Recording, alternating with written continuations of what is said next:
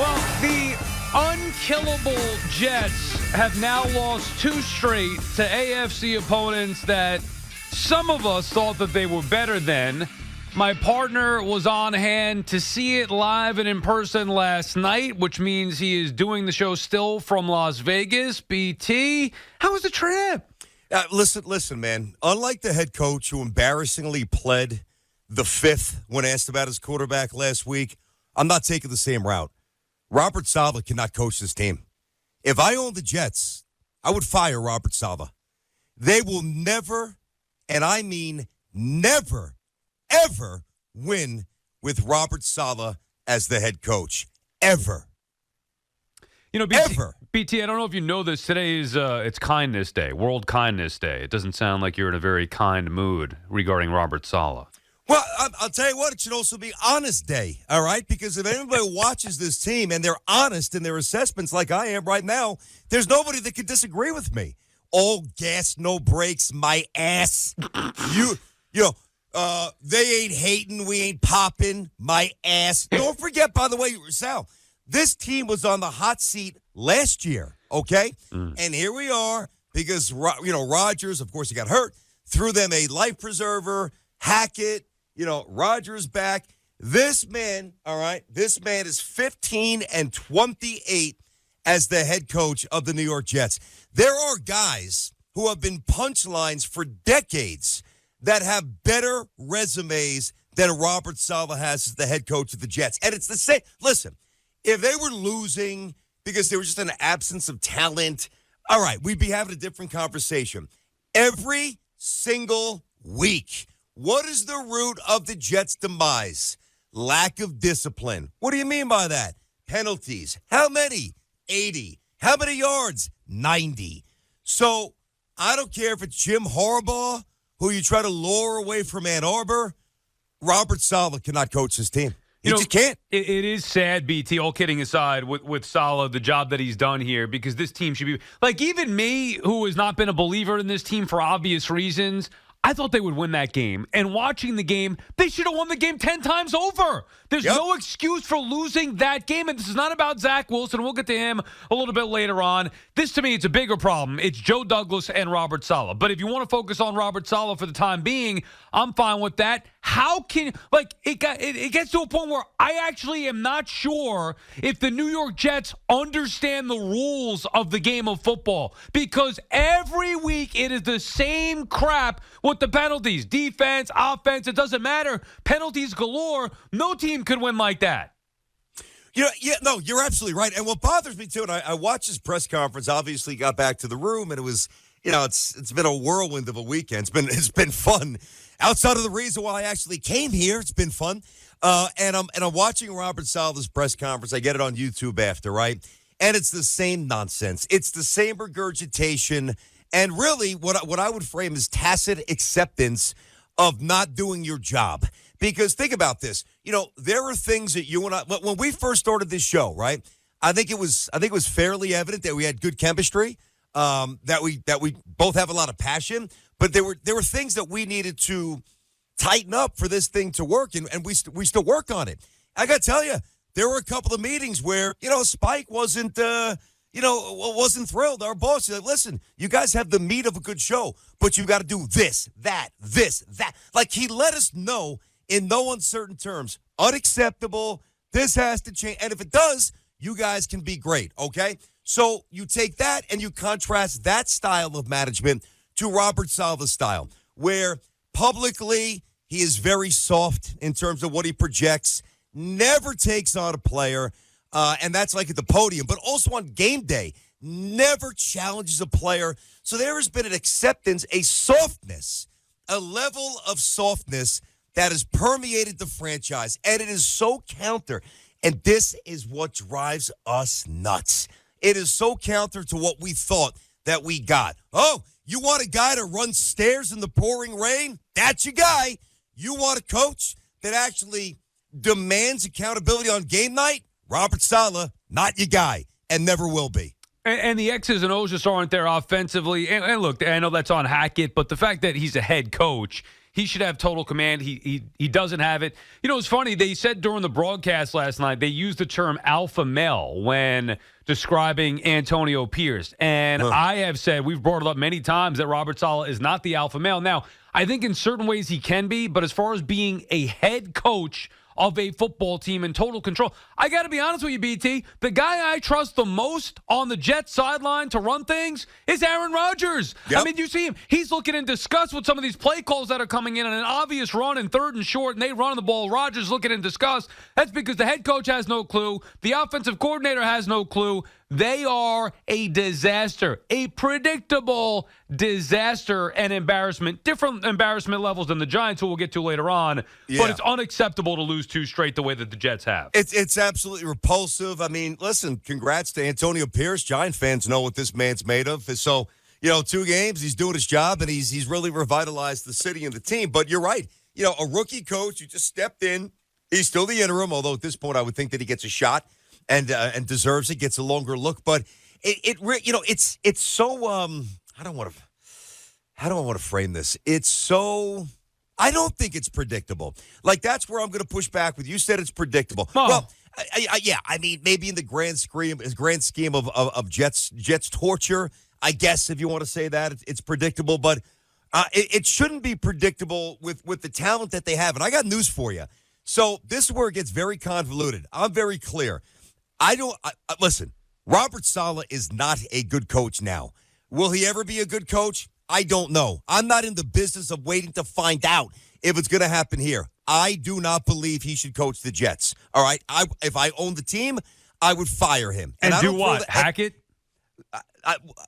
No, I don't know. And I know you got to have a solution. No, but fire and do what? You don't need to do that. But that would. I mean, let's just say now. I don't think that they're going to fire him in season, and I'm not saying I disagree. At the end of the season, he can't coach. Oh, okay. Well, then that's a different story. But you got Rodgers coming back, and either way, certainly if you did it now, it's going to be Hackett. And even if they fired him at the end of the season, guess what? It's going to be Hackett because this is the Aaron Rodgers show. Well, that's where I was going. You led me into this. Like, it's very convoluted because if you get rid of Saleh at the end of the year, then, you think that you elevate Hackett because of his relationship and his presence on the, with Rodgers. So I am here to tell everybody I don't even care about that anymore. And if Aaron Rodgers doesn't like it, then Aaron Rodgers can leave. Because here's the issue. Hackett, as a head coach, is worse than Saleh. And that's saying something. So let's see. To appease, and I love Rodgers, but this has to be bigger than Rodgers and big picture macro stuff. If Aaron Rodgers is so turned off by the fact that Saleh was fired and Hackett was not elevated to be the head coach, that he's going to cause a stink, then again, Aaron Rodgers can follow all of them out the door. Because if Aaron Rodgers was 32 or 33 and there was a 5 or 6 year window, I could justify kissing his behind a little bit and going with a guy who nobody believes he's done a decent job with the Broncos to be the head coach of this team. I'm not even doing that anymore. I'm dead serious, man. I'm getting Harbaugh, and if it's not Harbaugh, by the end of the show, I'll have another name or two. That's my main target. I really will. Saleh, gone. Hackett, gone. Rodgers, you want to stay? Great. But if not, you can leave too. It's so much bigger than the 39-year-old quarterback. And it's the inner workings, the guts of the team. And I got news for you. If Joe Douglas doesn't like it, then Joe Douglas can leave. Like, that's where I'm at. Everybody can leave because nobody has done their job. You should be like that because there's no reason why this Jets team shouldn't be playing at least. Look, even like you want to say that they got beat by the Chargers. All right, it happens at home, even though there was a horrible performance. There's no way you could follow it up with what we saw yesterday. That's a game you got to win. And it's been my God, it's been ugly for a while. The offense has just been outside of one Jets drive, Sunday Night Football against Kansas City. I thought actually last night they moved the football well. I actually agree with what Saleh said, but it's the same stuff. They shoot themselves in the foot over and over again. They can't score touchdowns. It's an embarrassment. So everybody is to blame. Brandon Tierney, Sal Licata on the Fan. Our friends at Town Fair Tire remind you that at Town Fair Tire, you always get the guaranteed lowest price on name brand tires from Connecticut to Maine. Nobody beats Town Fair Tire. Nobody. Ready to take some calls here, BT? Let's go. Jimmy is calling from Delray Beach. What's up, Jimmy? Hey, Jim. What's going on, guys? Man, I used to live in New York, and days like this are just a little bit better because I'm in the sun and I'm not freezing my you-know-what's off. But this really calls for a therapy session, because I completely agree with you guys. Saleh needs to go, but he's not going to go. No one on the staff is going to go, because since the day he's come into the organization, they've done one thing, and it's to make Aaron Rodgers happy. And getting rid of Saleh or Douglas or the OC is going to do the complete opposite. Well, That's too bad. Firing Saleh, Tough. Firing Saleh, they could elevate Hackett, so I wouldn't worry about that. I think it is two separate things, even though we know what the next move would be, meaning Hackett to appease Rodgers. That's just the way that it's going to be next year, like it or not. It's about Robert Saleh. It's time to move on from Robert Saleh. Yep. Absolutely. And for the simple fact of how they handled this situation with Rodgers going down. Yes, they didn't bring in a backup in the offseason, which we all know they should have. But it's a complete disservice what they're doing to the rest of the team to allow someone who your main priority was to replace with Rodgers in the offseason. Rodgers goes down, and now you're just like, oh, this is Zach Wilson's team unequivocally. We're 100% behind him. Well, what happened? It was only 6 months. This kid just, they don't have the guts to do what they have to do. They should have. You know what, week one. Jimmy, here's the thing. And I think you're right in terms of having the guts, and thanks for the call, buddy. I will push a little further here. And this is what separates a good organization from a bad organization. The infrastructure of the New York Jets stinks. And we can sit here and we can nitpick. And I'm not even going to, I'm past this, but we could do the show if we wanted to on, Dalvin Cook finally looked good. Then you ignored him.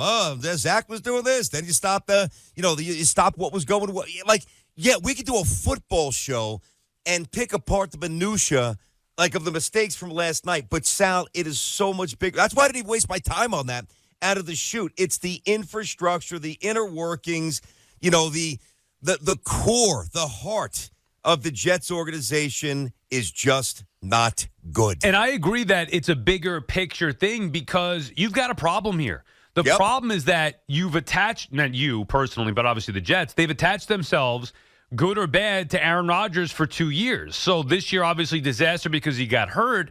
But the reality is, next year, this is his team. And that's why, BT, I said repeatedly, once he went down, the best case scenario for the Jets moving forward is that they never see Aaron Rodgers set foot on the field, because that would mean that Zach Wilson took this job by the reins, which, by the way, I think would have been possible had he had the right coaches. I mean, Zach Wilson, he showed me some growth yesterday, even with the interception. Everybody's going to be focusing on that. We'll get into Wilson a little bit later on, but he showed that I know you've always said that he's got the skills and all that, but I mean, again, a primetime game, Zach was at his best. Unfortunately, it wasn't anywhere near good enough, but there's something there. Put it this way, I see more potential in Zach than I do the head coach.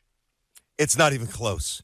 There are qualities about Zach that, you can latch on to, and you can say to yourself, okay, I could see where, with the right stuff around him, he's the guy. I don't think that that's ludicrous. I know that I've always believed that. I've never wavered. I thought last night played well, that he played almost very well, because the one thing that I was complaining about was when there's a running lane, tuck it and run. He did. That's exactly right. Yes, it was a perfect balance, BT, of what we've been looking for. Wasn't design runs. It's not there. Tuck it and run with it. And he made big plays and almost had that touchdown, which would have changed the game. Obviously, stepping out of bounds, and you knew once right there, well, they're screwed. Here comes the field goal team. Well, and here comes the penalty, of course, which is what preceded the field goal. So it's the same old song and dance.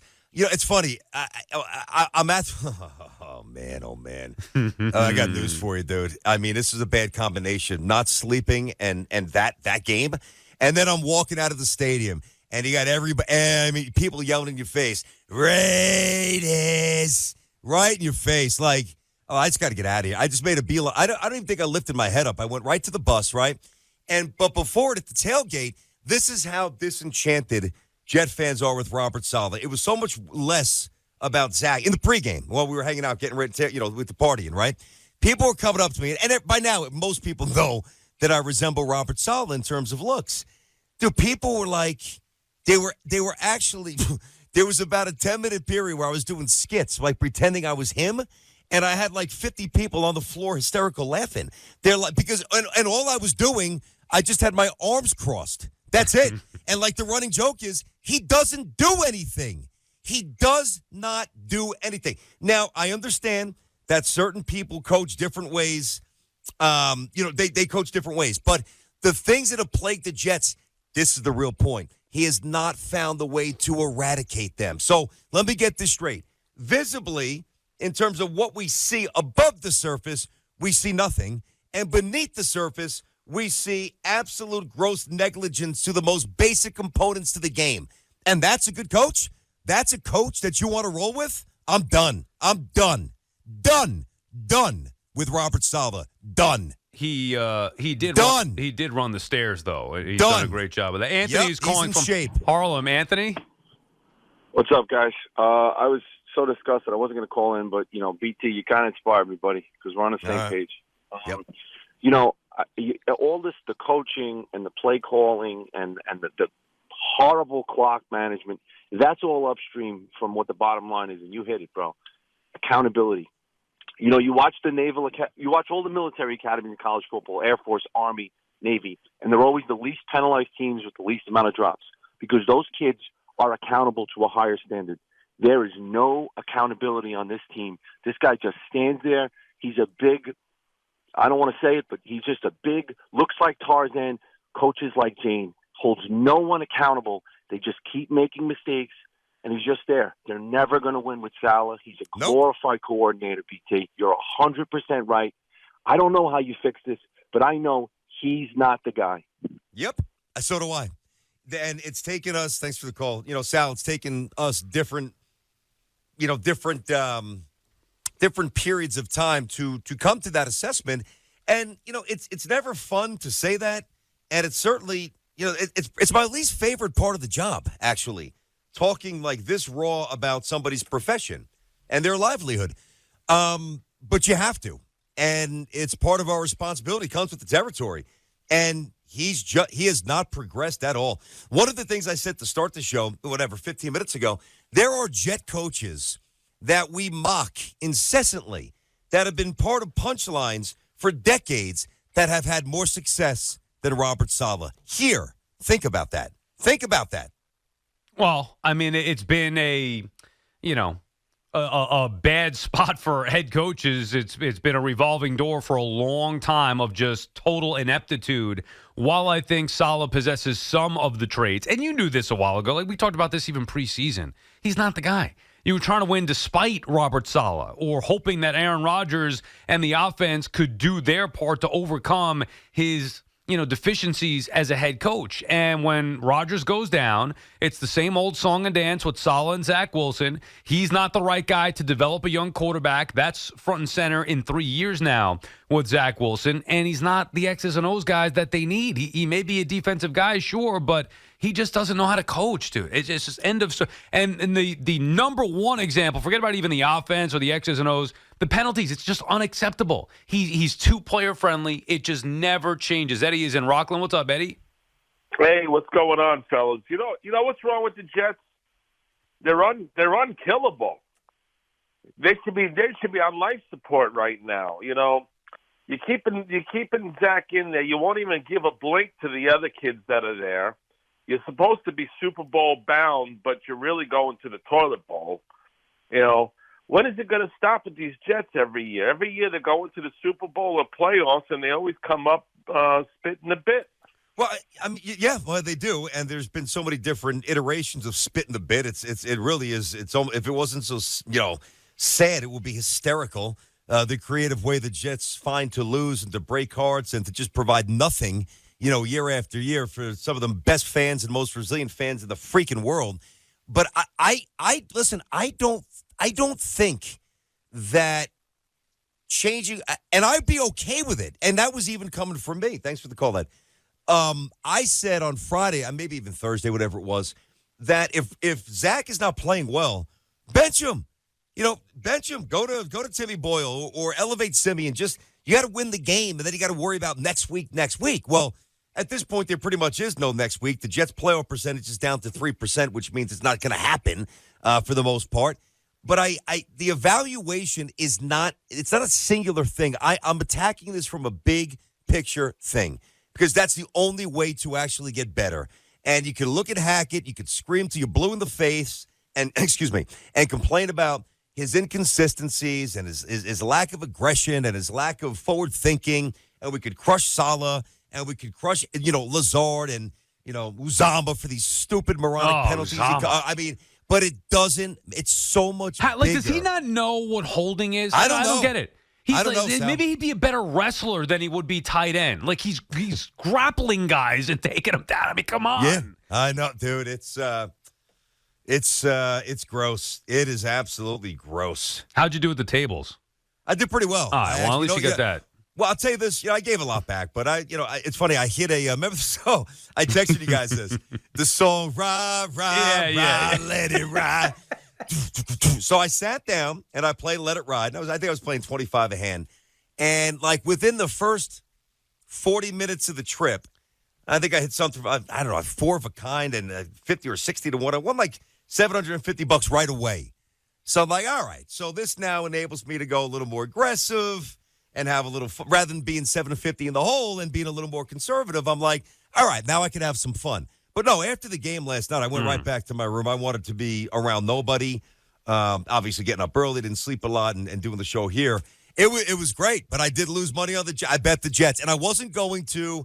And before we got on the bus to go to the stadium for the tailgate, I said, you know what? I got about 10 or 11 minutes. I walked over to the sports book at MGM, and I plunked out a fairly sizable one. And, of course, we lost. Oh, man. Even worse, not only does it hurt your heart because you love this team, then it hurts your pocket as well. All right, I got a question for you, too, on the other side, BT. Okay. Brandon Tierney, Saleh on the fan. We'll continue with your calls. Jets losing a tough game Sunday Night Football. 2 straight losses now for the Jets, who dipped to under 500, and the playoff chances decreasing by the minute. BT and Saleh on the fan.